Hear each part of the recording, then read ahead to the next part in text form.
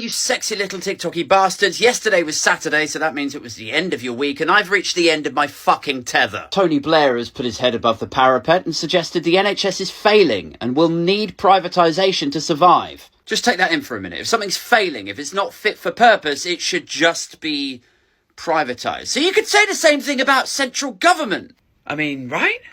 It's a publicly funded entity, it's failing, it's not fit for purpose, ergo it should be privatised. Vote Serco 2024. It's funny, isn't it? Everything that's publicly funded should be slashed to fuck and cut back and offshored and outsourced and sold off, except when we suggest it with politics, with government, right?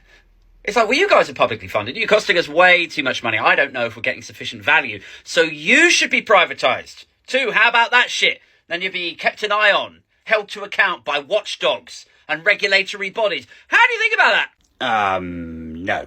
Anyway, the takeaway from Tony Blair and others seems to be that if we accept that we are hindered, restricted in terms of the amount of money we can allocate to the NHS to fix it, well, then we have to accept there is a widening role for the private sector. I think, depressingly, there probably is some truth to that. Like, I don't think most people understand quite how bad the national debt and therefore our budgets are right now. We are over 100% of GDP allocated to the national debt. That means, ostensibly, that for every pound UK PLC generates, we are also in debt for the same amount. Now, there's a few ways you could dig yourself out of that situation, right? You could achieve growth. You could realign with the single market. You could take all of our national debt, assign it to one 98-year-old man and just wait for him to die, and then I guess we're all off the hook. Or you could do what Greece did and just allow your sovereign debt to continue to spiral out of control and then go cap in hand to the IMF and beg for a fucking bailout. Like, we really need to get to grips with precisely how fiscally fucked